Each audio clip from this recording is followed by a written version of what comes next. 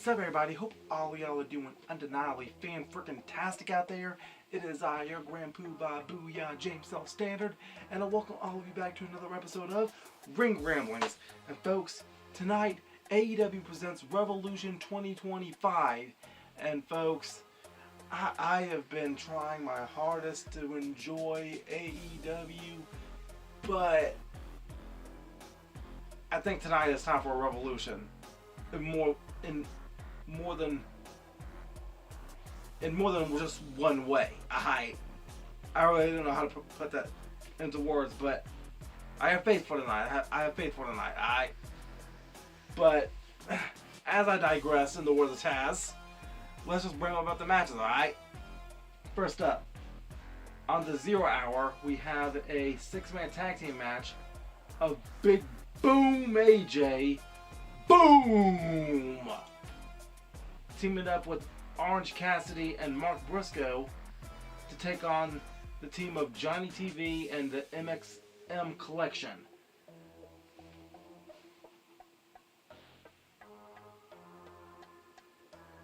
Oh, sorry, I couldn't resist. Had to do the post for the MXM. But, y'all, one thing about MXM, Maximum Male Models, whatever they are, I'm just thinking about how their former manager was Maxine Dupree, and before that it was Max Dupree. I think we have an unestablished story of where technically Maxine Dupree is still LA Knight's sister. I think that needs to be addressed soon. But well, props to MXM Collection for making their push mean something in AEW. I could tell that, oh look, dude, eventually we need the MXM Collection to take on the Outrunners. Oh yeah, that'll be a good idea. Alright, sorry, no more fantasy booking.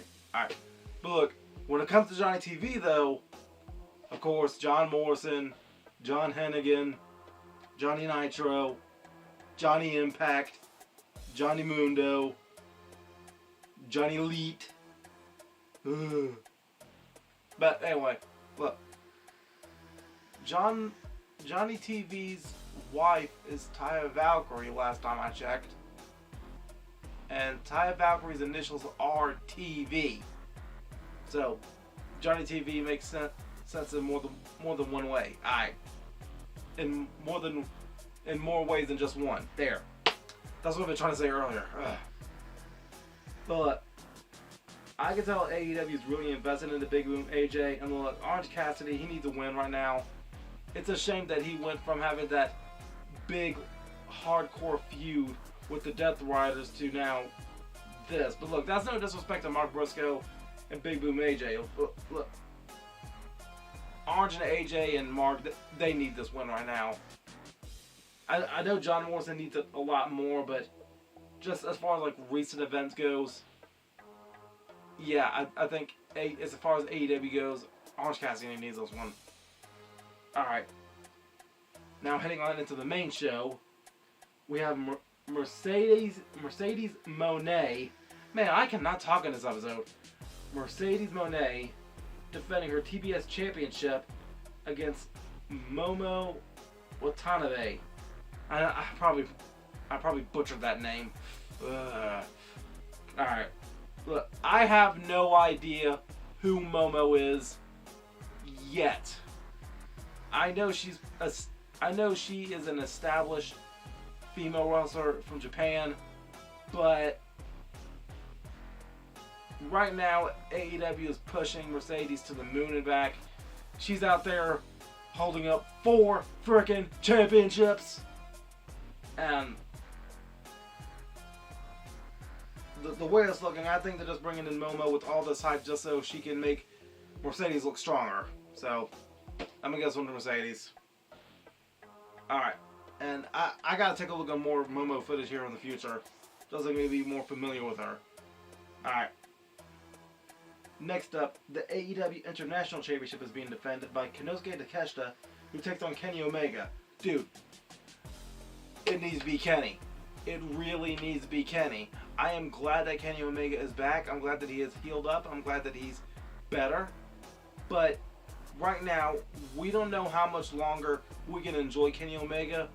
So we need to value what we have from the cleaner while we still got it. Make Kenny champion, please. Alright. Next up, Will Ospreay versus Kyle Fletcher in a steel cage match. Ooh. All the steel around here. Ooh. Alright. It's gotta be Will Ospreay, but not just that. Ospreay needs to do a triple flip off the cage. I'm calling it right now. Look, if he can do a quadruple flip, awesome. But I'm calling it right now. Will Ospreay's got to do a triple flip off that top of that cage for him to win this match. Will Ospreay. Alright, next up, the Hurt Syndicates, Shelton Benjamin and Bobby Lashley take on the team of the Outrunners. The AEW Tag Team Championships are on the line in this one. But the Outrunners really got lucky for this match. They have. And right now the Outrunners, they're just piggybacking off of what should have been the matchup between the Hurt Syndicate and the Don Callis family of Brian Cage and Lance Archer. But one thing I'm remembering though is like right before Bobby Lashley came back to WWE, he had a brief feud with Brian Cage, and Brian basically outpowered Lashley and sent him out the door. So hopefully that gets somewhat addressed, but I doubt it here in AEW. So look, I gotta give this one to the Hurt Syndicate. They are way too strong right now, and it's meaningful. And plus, look, I'm looking around my shoulder. Most of y'all better look around that shoulder too. They hurt people. They hurt people. We're about to get Cedric Alexander to be all elite now. Yeah. It's probably not going to happen tonight, but I see it coming. Alright, next up, we have a match for the AEW Women's Championship as... Oh man, normally I would have been annoyed about this, but thank goodness the color's gone again. Timeless Toni Storm defends against Mariah May. Right now, it looks like Toni Storm is AEW's answer for Rhea Ripley. And that's not a bad thing. It's got to be Toni. Nothing against Mariah May, but Toni, she just came back, and her losing the belt this quickly will make no sense. Alright, next, the AEW Continental Championship is being defended by Kazuchika Okada, who takes on Brody King.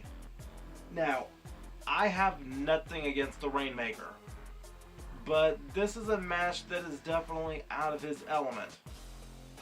And when it comes to the Hellhounds, or the Hounds of Hell, whatever they are, formerly known as the House of Black, Brody King and Buddy Matthews, they need something going forward, and I think Brody King pulling off a shock upset win against Kazuchika Okada would definitely send him in the right direction. So, I'm going to get this one to Brody King. Alright, next up, MJF versus Hangman Page. This match does not deserve to be hosted under regular rules. I kind of wish that this could have been a Texas Death Match, hardcore match, street fight, falls count anywhere. MJF has a very big mouth, and his mouth is writing checks that his ass can't cash. I know exactly what I said, and I mean every word of it. Hangman Page is a very dangerous man, and this is going to be a very dangerous night for Max. I want to see Page whoop his tail. I want to see Paige be the reason why MJF gets his tail whooped.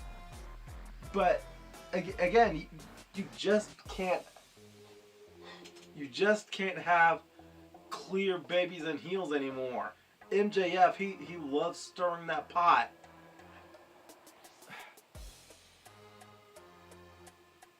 I can't argue with MJF's points. Paige has turned into a very evil man thanks to Swerve and everything he's done with Christopher Daniels, but the biggest thing I'm looking at here is Jeff Jarrett's involvement. Right now, Jeff Jarrett, he has been extremely quiet, and I'm not liking that. I know we're still somewhat fresh into this year of 2025, but I think right now this feud that MJF is having with Paige is kind of making us deviate away from that Jeff Jarrett storyline. If MJF were to win this match, it has to do something to possibly make Paige get too angry for his own good. That's only my thought process right now. So,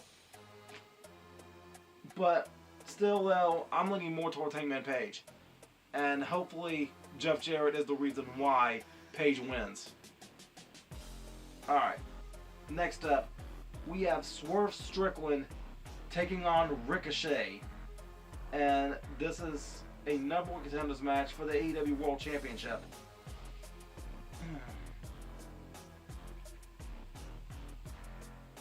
I got nothing against Ricochet. But I know Ricochet, he has earned a lot of hate recently. But now it feels good to see him embracing a lot of that hate. Like, a Ricochet heel turn was not something that was on my bingo card when he went to AEW. That was one of the last things I expected.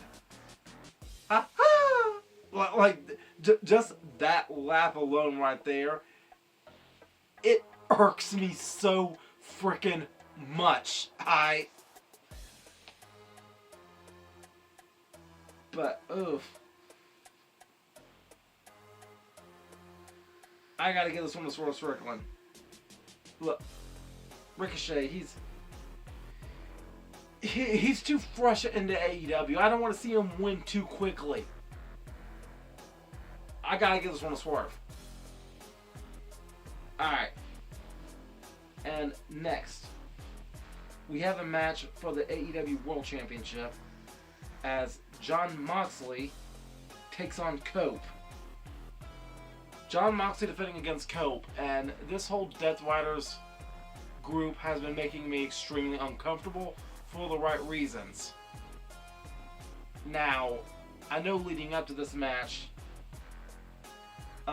Cope has done the concerto on Pac, and he's taken out Claudio Castagnoli as well.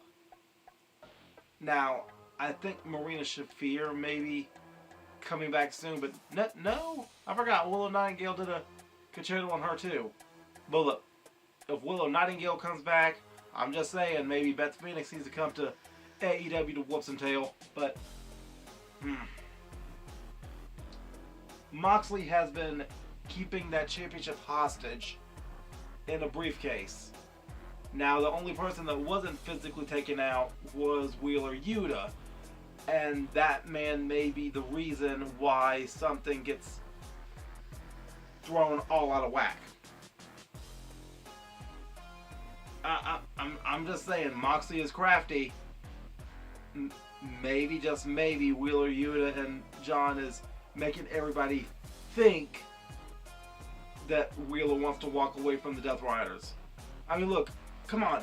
Wheeler Yuta is still 1/3 of the AEW Trios champion with Claudio and Pac. What is he going to do? He's just going to still keep rolling with the Death Riders despite him disagreeing with everything? That doesn't make sense. So, thumbs up something's up with this. I don't trust Wheeler Yuta right now. It's got to be Jon Moxley. And I really hate to say this. I am hating myself for having to remember this. If Adam Copeland wins this match, we know exactly what's going to happen. Christian Cage and his new family is going to come out there, and they're going to cash in that contract of theirs. That's the way it's looking right now. And I would love for that to happen, but on one condition. We need Killswitch to come back and stop him. We need Killswitch to go back to Luchasaurus. Killswitch needs to go back to Luchasaurus and stop Christian Cage. Alright? And I don't know if I'm ready for another Cope and Christian feud again. Not this soon. Cause look, y'all, I'm still waiting for Christian versus Jericho in AEW. That hasn't happened yet. So I would love for Cope to win this match, but